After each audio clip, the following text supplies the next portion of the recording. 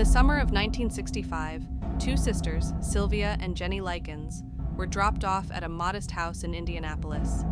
Their parents were traveling with a carnival, trying to earn money, and they believed they had found a safe place for their daughters. But the moment the front door closed, everything changed. At first, the woman responsible for them, Gertrude Banishevsky, seemed quiet and strict, but harmless. She smiled politely. She promised to take care of the girls. She even called them her new daughters. But behind her calm eyes, something dangerous was hiding. Days turned into weeks, and the atmosphere inside the house grew tense.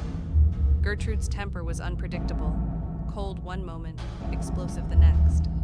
The smallest mistake set her off, and slowly, she began to turn her anger toward one girl, Sylvia. It started with sharp words, then isolation, then humiliation. But each punishment grew more cruel than the last.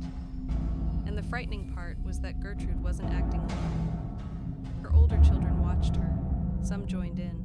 And soon, neighborhood boys, kids who should have been out riding bikes or playing ball, were suddenly inside that house, listening to her commands. Sylvia realized she was no longer in a home. She was in a trap. She tried to stay strong for Jenny. She tried to smile.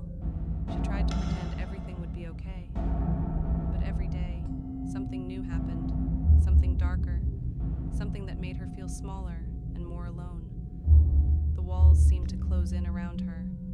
The house felt colder, and every night she wondered if anyone would ever come for her. Then one afternoon, the police showed up. Gertrude had told them a story, that Sylvia had run away, that she was out of control, that she was too wild to stay in the home. Her voice was calm and steady, as if nothing was wrong at all. But standing behind the officers was Jenny, Sylvia's little sister. Her hands were shaking, her eyes were red, and she knew this was her only chance. When the officers gently asked her what happened, she whispered, "Please, get me out first, and I'll tell you everything." In that moment, the entire truth began to pour out. The officers rushed into the house. What they discovered was not a runaway case. It was something far more horrifying. Sylvia had suffered silently for weeks, and her body could no longer endure the pain, the starvation, the fear. The town was stunned. The state was stunned. The entire nation was stunned. People asked how this could happen in a neighborhood, how so many children could take part, how no one spoke up until it was too late. Gertrude Banishevsky was arrested, along with several of her children and two local boys. Their trial revealed details that shook the courtroom into silence, but the bravest voice in that room was Jenny's. She faced the people who took her sister from her. She faced her fear, and she told the world every detail so Sylvia would never be forgotten. Gertrude was sentenced to life in prison. Others received years behind bars.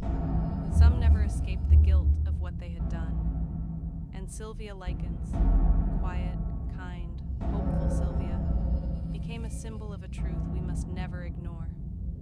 Sometimes the worst cruelty happens behind closed doors, and sometimes the smallest whisper of courage can finally bring the truth into